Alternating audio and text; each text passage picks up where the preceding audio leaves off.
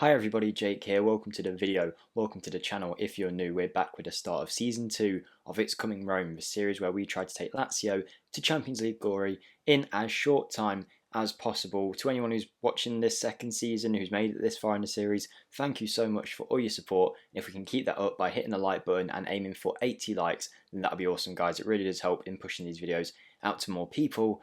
But today is going to be a very interesting one. It is, of course, the start of season 2, which, if you play Football Manager, you'll know the second season, after the whole COVID thing in the first season, the second year is when you actually get to make quite a lot of transfers, get to adjust the squad in the way you want to, and as well as a game today to start the season against Crotone in the Serie A, the Italian division, of course. We've made a fair few transfers. It's been a big window. I'm very happy with the transfers that we've made. There's still the potential for more, and I can tell you that there's been around roughly £200 million spent and £200 million bought in. In my opinion, the team has improved a hell of a lot, but I want you guys to let me know in the comments what you think about it. Do you think we've made the right signings here? Where do you think we still need to improve? Anything like that. I always love getting involved with you guys in the comments, and if you want to join the Discord, link down below and get involved more regularly with me and other people who love Football Manager. The community there is really nice, near enough 150 members now. If you want to join that, feel free. And if you haven't already, as we push for 3,000 subscribers, hit that subscribe button. If you're watching the videos and you're enjoying it, there's no reason not to. You can ring that notification bell as well, and that way you won't miss out on any of these uploads, because currently my schedule is a bit all over the place. Hopefully FM22 I'll sort that out, be a bit more consistent. But here we go, guys. The start of season 2 is here, and I think the only way we can really start is by looking at the transfers that we have made. So yeah, the squads came on a long way, and I'll talk you through each of the deals that we did make. So I think the business here has been very, very good. We'll quickly go back to last season, because I believe one of the transfers that we did was classed as a last season transfer. So as you can see, we had some good players bought in last season that did great for us. I think all the signings that we made were good ones. Costa, Anthony Robinson chipped in, one on loan, one for free. Garay we brought in for free and made a profit on. Gavi is a great young star for us. Ahmed Hodzic started pretty much every game throughout the season, and we never really had any complaints with him next to some of the more experienced players. Castrovilli was a great surprise in midfield. I was good at the back. Menino was a useful squad player with the potential to grow a lot further, and Edouard was arguably the best of them all, hitting 10 goals, 2 assists, and was just all round a really useful player to have playing off Immobile, now valued at way higher than the around £20 million we put into him from Celtic. So very happy with our business last season. Of course, we funded that with a lot of sales, but someone who has left the club, and it classes as last season, even though it was technically part of his transfer window, was Luis Alberto. He has gone to join Manchester United. I half wanted to hang on to him because I personally believe, and I know I said in the first season that I think we'd sell him anyway, because at his age, to get this kind of money for him, the money that he was being linked with in the media, we kind of had to do it at some point, so that's why I did it now, while we could cash in on him. But I kind of didn't want to do it because he's genuinely, outside of maybe Dybala, probably the best advanced playmaker on the game. There's probably a few you can think of that might compete with him. But if you actually look at what's important in this Football Manager, their mental attributes for that position, alongside some great technicals and some decent physicals too, he was really good and a really key player in our squad. If we actually look how he performed last season, his average match rating might not suggest that he was amazing, but he really was. 11 assists, 3 goals across 32 appearances, and that's only in the league. He was really good for us, particularly in the second half of that season. But when Man U come knocking with a £70 million bid, bear in mind our transfer budget was only around £30 million. If we brought that in, it can really shift what we can do in the transfer market. It also pleased the board, because if you remember, we had a required objective to make as much money as we spent. We weren't doing that at all, but once we sold Alberto, that kind of fixed things. So helped with the board, helped with the club financially, and it gave us a lot of money to head into this transfer window. And I think we spent it pretty wisely. So let's start with the signings that we brought in. Let's start cheapest and go further forward. So we got this guy in a free from Juventus. This is just someone I bring in basically to sell him for a profit in the future. I don't expect to see anything from him or this guy Filippo Ranacocchia either. I hope that's his name, because if not, he's going to be really mad at me for saying it like that. We also brought in Brian Brobby on a free from Ajax. Again, another one that came up as a possible free deal. We're just going to sell him on for a profit in the future. Why not? Then we approached to sign this guy, Damar Markovic. Was scouted by my scouts as a really good striker. He's a pretty good striker though, not the world's best once he's came into the club, but it's fine for 400 grand. It's fine to do that kind of thing. We actually got him from Dynamo Zagreb, and we actually signed another striker from that club in Bruno Petkovic. He comes in as like Diego Costa's replacement. We signed him for something like £5 million with £4 million in add-ons, and he's worth way more than that. He's a very classy striker. If he'd been in any other division, he would have cost way more. And I think just as a nice option to come in for Immobile every now and then. He'll do a good job. He's 6'4", strong, fairly quick too, can jump in the air. He's actually talented on the ball as well. Yeah, I think he's going to make a real good player for our side, and I'm interested to see what he can do. It's someone that I don't usually sign in Football Manager, so first time I've ever signed him. Let's see what he can do. We've then brought in Andreas Christensen, who Chelsea were selling, £15 million. I think he boosts our defensive options a significant amount. I know his star rating might not look great, but in terms of the kind of football we want to play, Christensen should do a very good job in that covering role in the centre of defence. I think he'll be fine. For that kind of money, you can't really go wrong anyway. Even if he doesn't do too great, we'll sell him on for a profit. We've then brought in Denzel Dumfries. I'll talk about why we needed him when we get to our sales, but another one where for the amount we paid for him, £16 million, I think that works out well. He's good in all areas. He was really good in the Euros. Football Manager, maybe he's not ranked as the best player in the world. We're going to be using him at wing back. He's fine. He's not going to be the world's biggest deal. He's just a backup to Manuel Ozari on that right wing back position, and he'll be good for us. I'm sure he will be. Then we have brought in Marcus Antonio. This is where we get to our big signs that we're hoping will make a big difference to our squad. So, what has happened here? Bear with me, guys. I need to figure this one out. So I've just had a look, and I think we're in a bit of trouble. I spent £25 million on Marcus Antonio. He's not going to be able to play this season, apparently. It says we can only register him next season or when another non-EU player is sold, so we might have to try and move someone on. Chances are we might just loan him out for a year, although I was hoping he would be like a key player in our first team. I don't know where that's come from, though, because I don't know which of these players is non-EU. I know we brought in, if you don't know, I didn't say it yet, but we brought in Anthony Robinson back in on loan. That's one, because he's from the US. I then thought Marcus Antonio was my second, and it didn't flag up as any issue when we signed him, even though it usually does.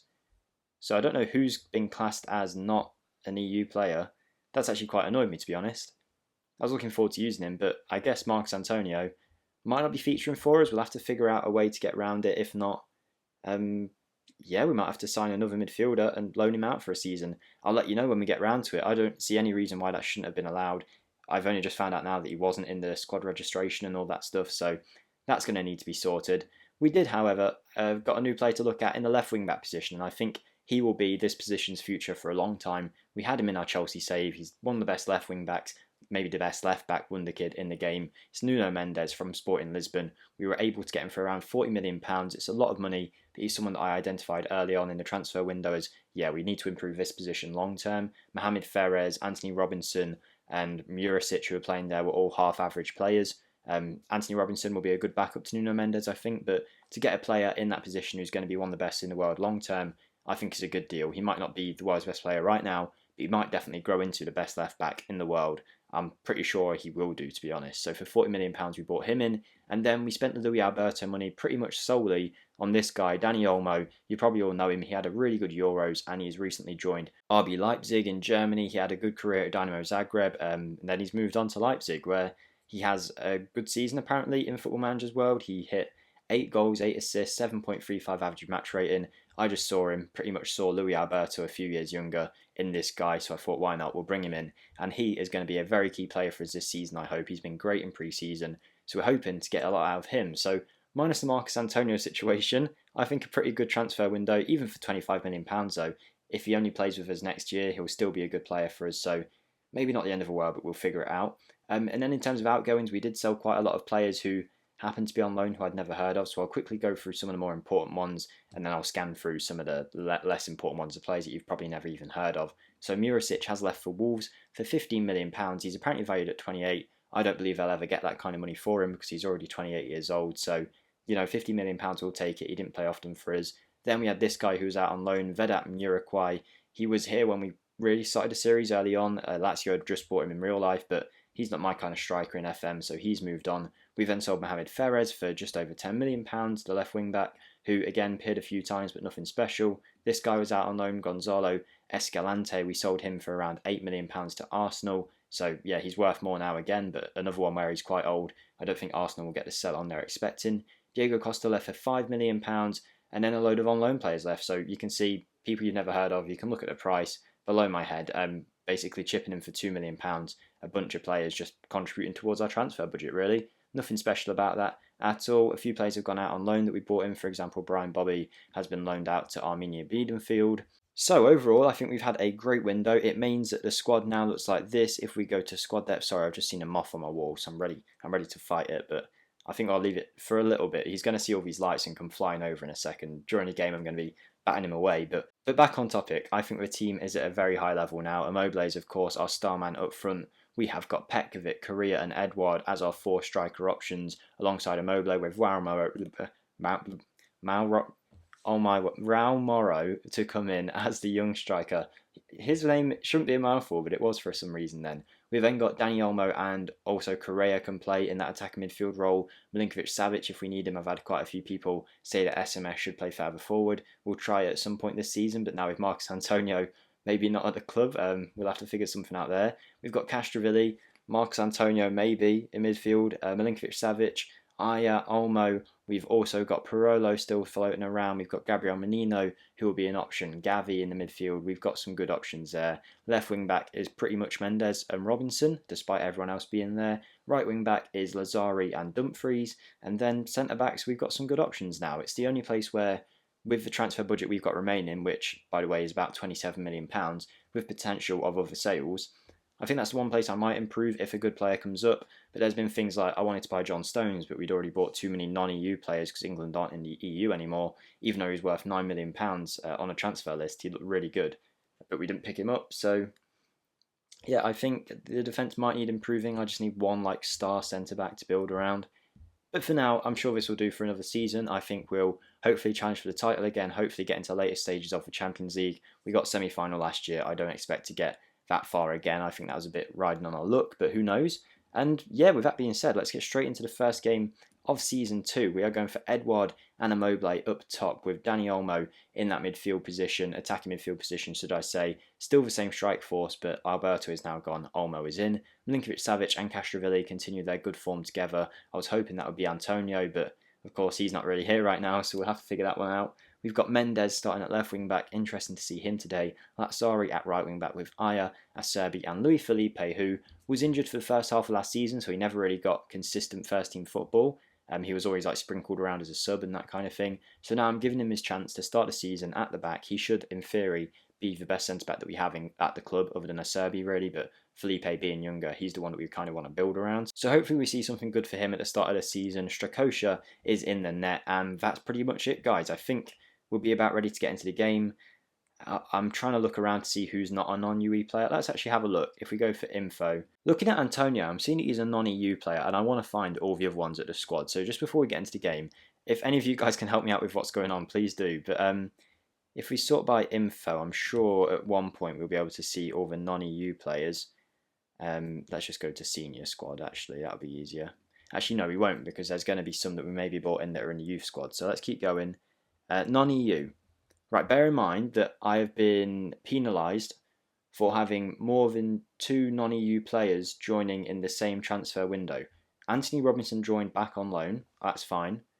Gabriel Menino was last season, so I don't see the problem there. Extra non-EU player who cannot be registered until next season or until another non-EU player is sold. I'm really confused. I've been looking around for a while, and there's no rule against actually having non-EU players in your squad by the looks of it, which is fine. It's all about the transfer of bringing them in. But I do not know why it's classing Antonio as an extra, because you're allowed to. I'll show you what usually comes up, and this didn't come up. If I go to transfers, shortlist should I say, go to centre backs and find John Stones, if we go make an offer, you'll see this come up. It's under my head, but basically, Lazio can only sign 2 non-EU players from abroad per season, currently 2. So why can Marcus Antonio not play? Why is he not classed as one of them players? I don't know. I'm going to have to figure it out. Something's gone wrong here. Maybe it's a Football Manager glitch. Maybe I've done something, but I don't believe I have. Yeah, we'll have to figure that out as we go. But here is the squad. Let's get into the match and forget about what's just happened. I'm going to try and do a little less editing in this one, so you're going to stick with me throughout the team talk, and you can see how my team talks usually go, and it's usually very simple. If you guys play Football Manager, I don't know how you feel about these team talks at this point, but I kind of just choose the one that the assistant recommends, click the same thing every time, and I don't really look at it. Anything else other than that, it's not really my kind of thing. But here we go, the start of a new season. Hopefully we get off to a winning start. We couldn't really have asked for a much easier first match. No offence to Crotone or Crotone, however you pronounce it, but we should be winning this match quite comfortably. Something that I am thinking about right now is maybe signing Sandro Tonali to fill in the midfield for a year. And then obviously he'll get better and we can keep him. But for a year, if Antonio can't play, Tonali I know is available for around 10, 12 million pounds currently because I've been scouting him. But I thought, you know what, we don't need him in midfield. Maybe we do now if Antonio can't play. I just don't understand why he can't play. We saw the non-EU clubs. I was trying to think if maybe like Portugal or Holland, like Brian Bobby, maybe wasn't classed as for some reason in the EU, which of course they are, but maybe the game they're not. I don't know, but that's absolutely stumped me. It's really put a dampener on the start of this first match, to be honest, because he was going to be, ideally, it was going to be him and Milinkovic-Savic, and I thought with Marcos Antonio's defensive awareness combined with how he actually is on the ball, I think he offers a bit more of a balance in Castrovilli, and in the kind of formation that we play, I think a balanced midfielder is needed. And Milinkovic-Savic does a good job of it, and Castrovilli is not bad at all. He was really useful, but I think just in terms of balancing the squad out, it would have been nice to have Antonio in there. But it's not to be currently, I don't think. Anyway, back to the game. We are one half in.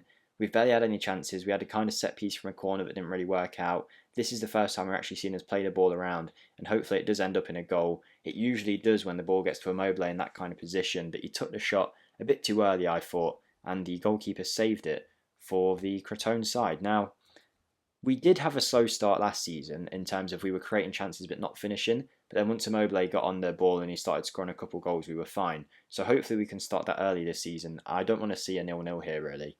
I just want to see us get a goal at the very least, even if we draw, just because it will just get the ball ticking. And I think if we do score here, we'll be fine because they're really showing nothing in terms of the attack. Here is Nuno Mendes, though, the new signing. Has he won a penalty? Let's see what the ref thinks. He's actually not going to check it. I thought that was the whole reason we saw that highlight, but I guess not. I've now said I don't think Crotone will score. They're going to do it. But Milinkovic-Savic has won it back, and we build it back with Olmo. Olmo goes back to Acerbi, who has been really good for us, actually. When I first started to save, I didn't think Acerbi would be like a main centre-back, but he is. He's the first centre-back on the team sheet, really, and he's done great for us since we've had him. No complaints about him whatsoever. Lazari, Dani Olmo scores in his debut. I didn't really know what happened there. I thought it was Immobile. It wasn't, and that's a great boost for his confidence, as the game says. For a player that's cost us £80 million, it could be considered a risk, but I think as a replacement for Luis Alberto, it wasn't, and I think the board also agreed when they saw it. They weren't really complaining about the deal and the cost of the deal. There have been a few things that did go wrong this window on top of that Antonio deal, like Diego Costa was meant to leave for £15 million and then rejected the move, was going to leave for £10 million to Wolves and then rejected the move, and then eventually took a £5 million move to Porto, so we could have got a lot more money for him. Aya as well was potentially going to leave the club for Pau Torres of Villarreal to come in, but then £25 million he decided not to move, and that £25 million along with our budget would have really helped. But it wasn't to be, and the team I think is pretty much settled now of what we're going to have. Maybe a few more transfers in, but I don't think many more will leave. And someone who has had a lot of interest that we need to hang on to is the goal scorer here, Immobile. That is what's so typical about him. He ran from a great position, one touch, off the head, in the goal. His attacking awareness is brilliant, and yeah, we've had Barcelona come in for him for over £50 million, and he wasn't interested at all, which is great. Then Real Madrid came in, and it kind of turned his head a little bit, but he still wasn't begging for the move, and he ended up rejecting a £75 million move. I rejected it, should I say. So yeah, that's as far as Real Madrid have gone. They might come in again because he's still wanted, I think. I think he's still wanted, so yeah. Plenty of clubs want Immobile, and you can see why. He was probably the best striker in the in-game world in Football Manager last year in our first season, and we want to hang on to him. He is going to be really important for us this season. So far, so good in this match. This is exactly what I expected. Maybe I expected even more goals. It's about time I make some substitutions in a minute, but yeah, this should be an easy walkout. We get a lot of games like this in the season. That's why you guys only really see the Champions League matches, because I think that's the most important part of the series. So that's mainly what I'm going to show. To anyone who is interested as well, we did win the Italian Cup last year against Juventus. It was like a 5-2 final win, so we managed to do the double. We won the league and the cup. I didn't show the cup final, I mentioned that. But yeah, we did really well in it. It was a simple win, as I expected, and wasn't worth showing. We only played like 3 games in the cup, and it went fine, so there was no point showing that too much. Edward's not had a great game, apparently. I'm just looking at some subs that we could potentially make, and I think we'll bring on Petkovic just to see him up front. We'll also bring on Dumfries for Lazari just to save him some energy, because I know he usually worked way too hard in that midfield. Similarly with Milinkovic-Savic, there's no point risking him anymore, so we'll bring on Christensen in midfield. Not Marcos Antonio, unfortunately. Nuno Mendes has had a great debut with an 8 match rating. he can come off. Okay, apparently not. Yes, it's 3 subs now, isn't it? I was expecting the old 5 subs rule again, but seems we're not getting it. There we go. Did we win that penalty? Did I miss a penalty? Did I just miss a penalty while I was making substitutions? I thought I paused the game, but the game was going. Yeah, we apparently missed a penalty.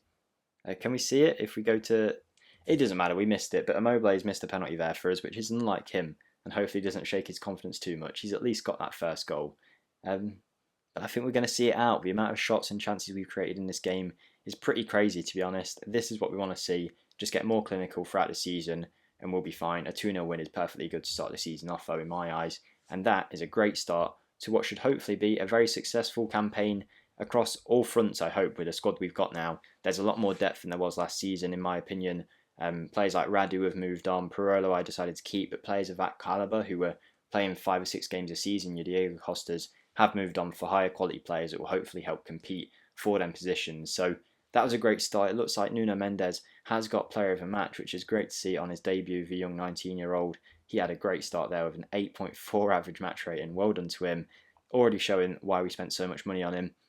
But there you go. It's going to be an interesting one. I'll keep you updated in the next episode about the Marcos Antonio situation, how we might deal with it, and if there's any more transfers, and I think there will be at this rate. So keep an eye out for that. Thank you guys for watching the series so far. Hopefully you have enjoyed it. That might have not been the most exciting game, and the transfer window took a bit of a detour there, but we will get into it as the Champions League goes on. We'll get into some harder games, and hopefully we'll have a lot more of a challenge on screen for you guys to watch. So thank you for watching. Thank you for all the support on the series so far. It really does mean a lot. Getting excited for FM22 now, which I know I shouldn't. We're still in FM21, but I'm excited for what we're going to do on the channel. So thank you guys for watching, and I'll see you in the next one. Goodbye.